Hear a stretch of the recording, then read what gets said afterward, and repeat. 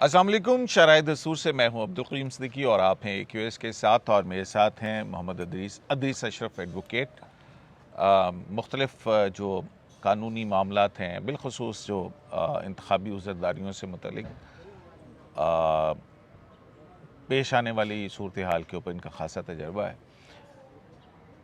इस वक्त no confidence जो है वो पेश हो चुकी है और कौमी असम्बली में वज़ीर-ए-आज़म इमरान खान के ख़िलाफ़, और उसके बाद से बहुत सारी चीज़ें जो हैं वो डिस्कस हो रही हैं और मुख्तलिफ़ किस्म की बातें जो हैं वो सामने आ रही हैं।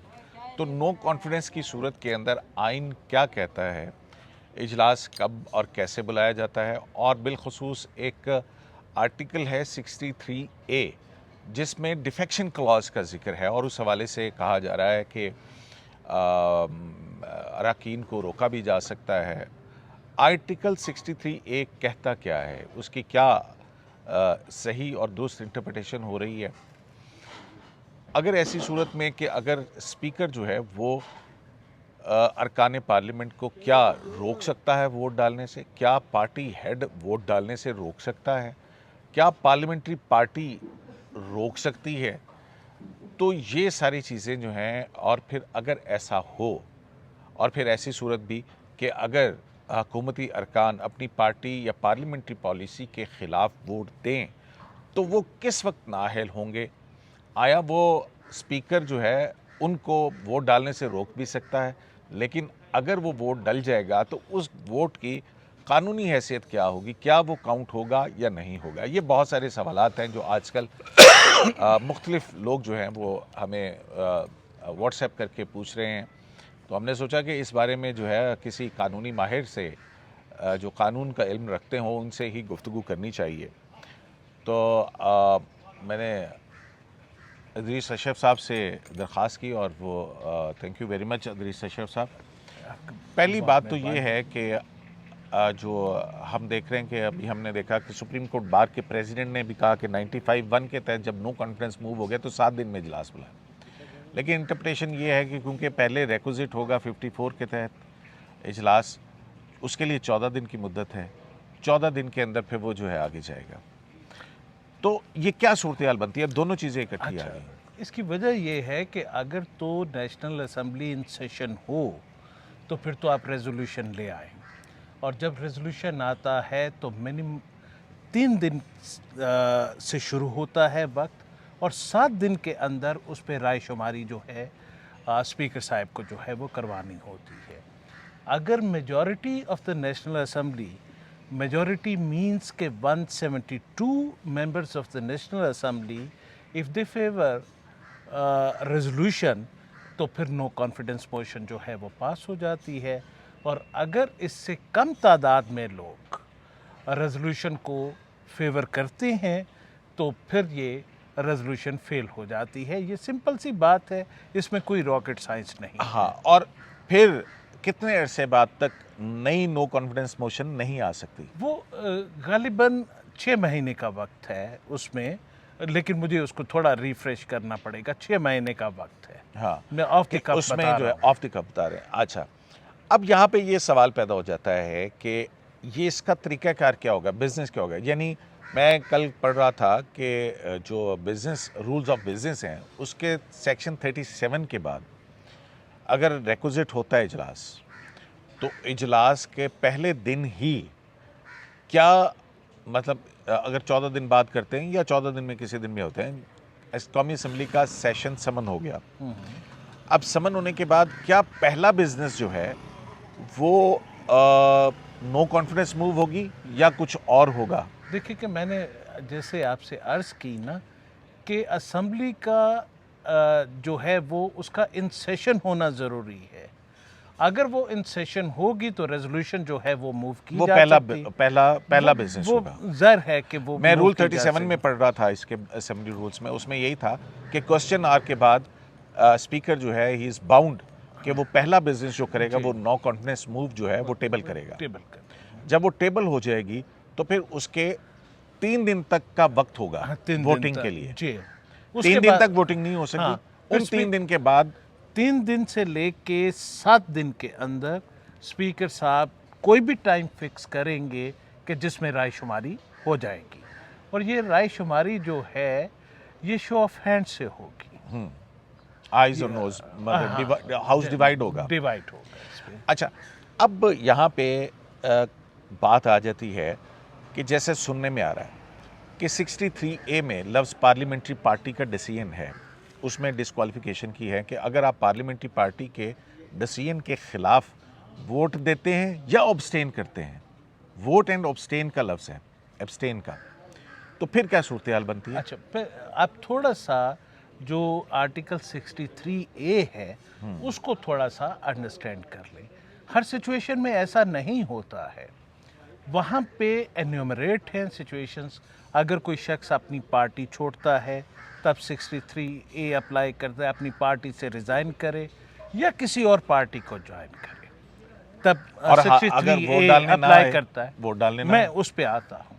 फिर दूसरी शक्ल में कि अगर वो अपनी पार्लिमानी पार्टी के डिसीजन के अगेंस्ट वोट करे, वो ऐसी क्या क्या सिचुएशंस हैं बजट के मामले में वो पार्लिमानी पार्टी के डिसीजन को के ख़िलाफ़ जाए, प्राइम मिनिस्टर की इलेक्शंस में वो पार्लिमानी पार्टी के डिसीजन के ख़िलाफ़ जाए, वोट ऑफ नो कॉन्फिडेंस में और वोट ऑफ कॉन्फिडेंस में वो पार्लिमानी पार्टी के डिसीशंस के खिलाफ जाए, तो फिर जो है वो पार्लिमानी पार्टी हेड जो है उसके खिलाफ डिक्लेरेशन दे सकता है और फिर वो उसको डी सीट करने का प्रोसेस जो है वो शुरू होगा वहाँ से।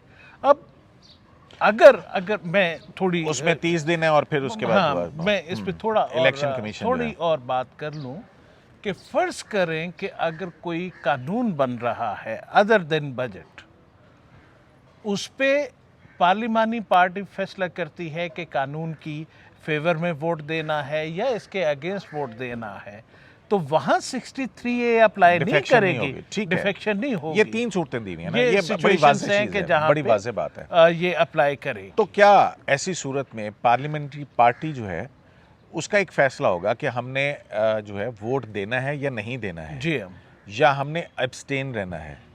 पार्लियामेंट्री पार्टी की ये फैसला होता है कि जनाब हमने ये नो कॉन्फिडेंस के अंदर नहीं जाना, हुकूमत की जो पार्लियामेंट्री पार्टी है, जैसा कि एक फियर है कि जनाब शायद हुकूमत के अरकान टूटेंगे, तो ऐसी सूरत में क्या ये पॉसिबल है कि पार्लियामेंट्री ये फैसला करे लेकिन कुछ अरकान वोट डालने के लिए चले जाएं, तो क्या स्पीकर जो है उनके वोट्स को काउंट कर सकता है या करेगा, या करना लाजमी होगा या नहीं कर सकता? जी, फ़र्ज़ करें कि पार्लिमानी पार्टी फैसला करती है एक तरफ कि जी हमने नो कॉन्फिडेंस मोशन को फेवर नहीं करना है, तो उसके कुछ अरकान जिसकी प्राइस जो है वो कॉन्स्टिट्यूशन में लिखी हुई है, उस प्राइस की परवाह किए बगैर वो जाते हैं और वो वोट कर सकते हैं। उनको वोट करने से कहीं भी आईनी तौर पे कदगन नहीं है, कहीं कोई रिस्ट्रिक्शन नहीं है, वो बिल्कुल वोट कर सकते हैं और उनके वोट्स भी काउंट होंगे। ऐसा नहीं कि पहले जो ओरिजिनल कॉन्स्टिट्यूशन था उसमें वो वोट्स डिसरिगार्ड होते थे। अब लेजिस्लेचर की इंटेंशन बड़ी क्लियर है कि उन्होंने उस कॉन्स्टिट्यूशन की उस प्रोविजन को अमेंड किया है, और जो अभी हमारे पास कॉन्स्टिट्यूशन है उसके मुताबिक वो वोट भी करेंगे, उनके वोट्स भी काउंट होंगे, स्पीकर उनको वोट करने से किसी शक्ल नहीं रोक सकता कानून के तहत। लेकिन अगर स्पीकर जो है वो पार्लियामेंट्री पार्टी की डिसीजन आ जाता है और स्पीकर को लिख के दे दिया जाता है कि जनाब ये लोग डिफेक्शन कर रहे हैं, तो इनका वोट जो है ना काउंट ना किया जाए, और स्पीकर जो है वो काउंटिंग के बाद कहता है कि जी इनका वोट काबिल अमल नहीं होगा, अच्छा, या गिना नहीं जाएगा, या ये काउंट नहीं होगा। इस पे मैं अर्ज करूं, अगर तो स्पीकर इम्पार्शियल है, नॉन पार्टिजन है, जो कि स्पीकर को होना चाहिए, फिर तो कोई भी ऐसी चीज़ रिटर्न में आए, ऑरल आए, वो उठा के उसको साइड पे रख देगा, वो कॉन्स्टिट्यूशन को और रूल्स ऑफ बिजनेस को फॉलो करेगा कि जहाँ पे कोई रेस्ट्रिक्शन, कोई कदगन नहीं है। लेकिन मैं देख रहा हूँ, मेरे लिए बड़ी हैरानगी का बायस है कि स्पीकर साहब के साथ सारी हुकूमत मिल के स्ट्रेटजीज बना रही हैं कि जी हमने, तो ये स्पीकर का तो पार्टीजन हो गया, स्पीकर पार्टीजन नजर आ रहा है। और ये स्पीकर का जो चेयर है उसके स्टेटस के अगेंस्ट है ये बात, उसके मयार के अगेंस्ट है ये बात। स्पीकर साहब को अपनी चेयर को इज्जत देनी चाहिए, उनको नॉन पार्टिजन रहना चाहिए। स्पीकर एक रूलिंग उनको दे देता है कि जनाब ये पार्लियामेंट्री पार्टी के फैसले के खिलाफ इन्होंने ये किया है, हाँ, तो ये वोट काउंट नहीं होंगे। देखें कि तो फिर क्या होगा? जो हमारा मुआशरा है, मुआशरे नहीं, छोड़ दे, मुझे आप कानूनी सूरत कानूनी बताने लगा हूं ना, आप जरा मुझे मौका देंगे तो बात करूंगा। देखें, अभी रिसेंटली चेयरमैन सेनेट की इलेक्शंस हुई है, उसको प्रिजाइड जो शाह साहब कर रहे थे वो वादे तौर पे धांधली की गई है। मैं सुप्रीम कोर्ट की कई जजमेंट्स दे सकता हूं कि जिसके मुताबिक जो 8 वोट्स उन्होंने रिजेक्ट किए थे वो वैलिड वोट थे। अगर वो वोट्स जो है वो काउंट होते यूसुफ रज़ा गिलानी के लिए तो आज वो चेयरमैन सेनेट होते। सो जो मुआशरा है और इसमें होने वाली जो धांधलियाँ या बददियानती है उसके बारे में तो मैं कुछ नहीं कह सकता, ये कुछ भी कर सकते हैं। और फिर ये वही सवाल आएगा कि ये जी पार्लिमानी प्रोसीडिंग्स जो हैं, तो मतलब एक सवाल पैदा हो जाएगा एक स्पीकर की रूलिंग के बाद, और स्पीकर कहता है कि जनाब ये वोट कास्ट नहीं हुए, लिहाजा नो कॉन्फिडेंस फ्रस्ट्रेट होगी, फिर क्या होगा? मैंने वही अर्ज की ना कि ये कोई पहली दफ़ा तो नहीं होगा। अभी रिसेंटली चेयरमैन सेनेट की इलेक्शंस में ऐसा हुआ है, वो जो प्रिजाइड कर रहे थे वो आप ये समझे ना, एनालॉजी यही बनती है। स्पीकर साहब भी सेशन को प्रिजाइड करेंगे और वो जो साहब प्रिजाइड कर रहे थे तो उनके पास भी वही इख्तियारात थे। उन्होंने क्या किया वहां पे, और सब ने जो है वो उसको तस्लीम किया हुआ है। और मैं हैरान हूं और ये रिवायत है जो एब्सोल्यूट ऑनेस्ट है, ये एक्सप्रेशन मैं कोट इन कोट यूज कर रहा हूं, एब्सोल्यूट ऑनेस्ट है। उन्होंने भी इंटरफेयर नहीं किया कि नहीं यार इतनी धांधली ना करो, कम से कम हमारी रेप्यूट का कुछ तो ख्याल करो। वो उसको सीने से लगा के और संजरानी साहब को चेयरमैन सेनेट बना के जो है वो बैठे। चलें, ये मामला अभी भी इस्लामाबाद हाई कोर्ट के अंदर है। उन्होंने कहा था कि पार्लियामेंट, अब ये देखें ना, यहाँ पे सवाल पैदा हुआ ना कि इस्लामाबाद हाई कोर्ट ने कहा ये पार्लियामेंट का काम है, पार्लियामेंट जाने, आप जाने, और ये हम नहीं इसके अंदर पढ़ते। अब उसके खिलाफ इंटर कोर्ट अपील है, वो पेंडिंग पड़ी हुई है। अब ऐसी सूरत हाल हो जाती है कि स्पीकर वोट काउंट नहीं करता, मतलब ऑल्दो कि आप कह रहे हैं कि कानून के तहत वो ये नहीं है उसका इख्तियार, लेकिन वो फ्रस्ट्रेट कर देता है अपनी एक रूलिंग के ज़रिए से, तो फिर क्या होगा? फिर वो अदालतों के चक्कर। मेरा वही अंदेशा है कि सहारा तो लिया जा सकता है, गालिबन वो आर्टिकल 69 है कि जो ये कहता है कि जो प्रोसीडिंग्स हैं उनको किसी कोर्ट में चैलेंज नहीं किया जा सकता। ये भी तो प्रोसीडिंग्स ही होंगी ना। स्पीकर वहाँ वो नाम उनका मेरे जहन में नहीं आ रहा, जो सिंध से सेनेटर हैं शाह साहब, ये फंक्शनल लीग के थे जिन्होंने प्रिजाइड किया था सेनेट सेशन के जिसमें चेयरमैन सेनेट की इलेक्शन हुई थी।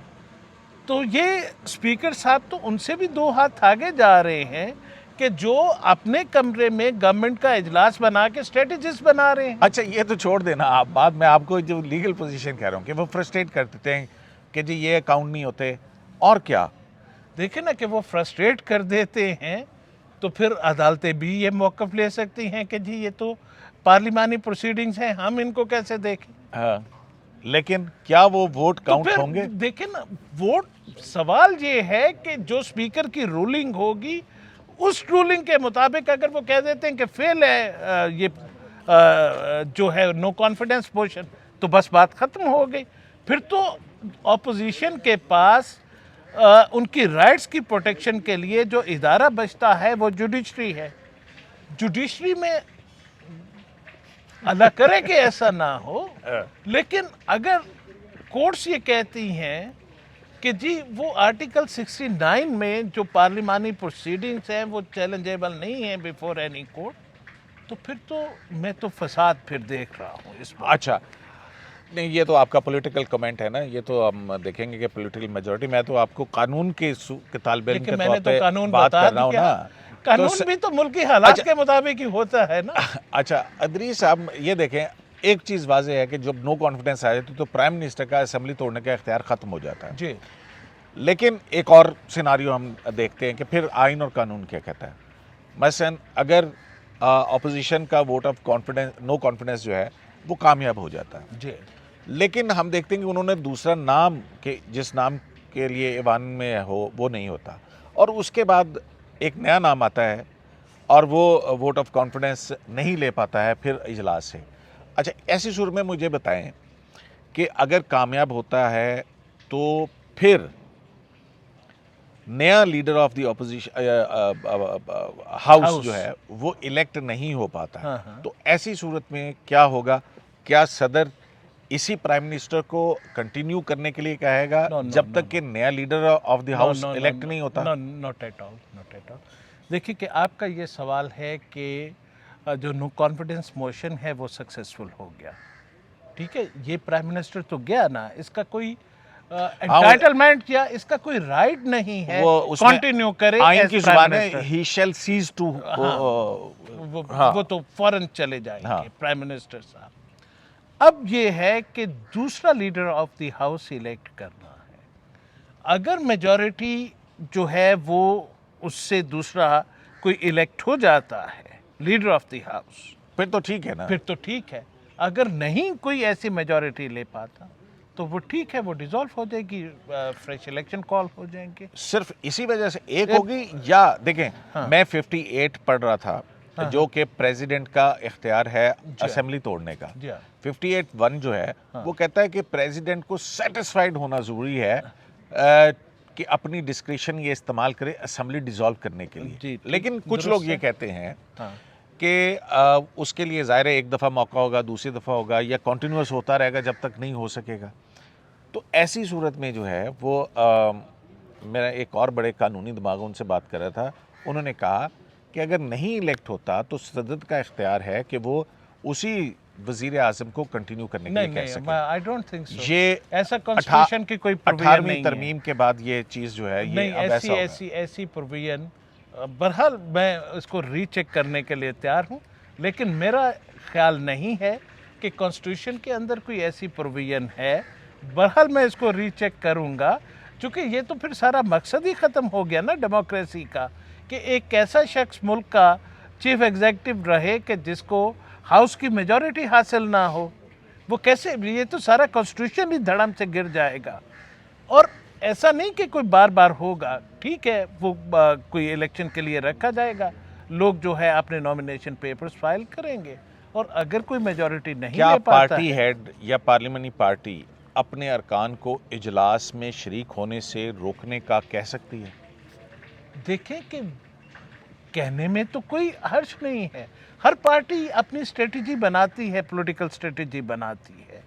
वो कहती है कि ठीक है, हमने एब्सटेन करना है, हमने नहीं जाना है पॉलिटिकल पार्टी, ये फैसला करती है। लेकिन अगर कोई अरकान उस फैसले को वायलेट करते हुए वो उस इजलास में चले जाते हैं, क्या कौमी असम्बली के इजलास में शिरकत से किसी को रोका जा सकता नहीं है? नहीं नहीं रोका किसी जा MNA सकता, को? नहीं रोका जा सकता।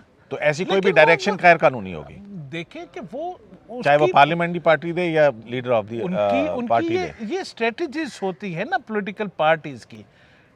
अगर कोई जाना चाहे तो उसको रोका नहीं जा सकता, ठीक है। लेकिन 63A का इतलाक सिर्फ उन्हीं सिचुएशंस पे होगा कि जो आइन में लिखी गई है। अच्छा, अब यहाँ मेरा सवाल ये है कि वोट हो जाता है, जी नो कॉन्फिडेंस कामयाब हो जाती है, जी।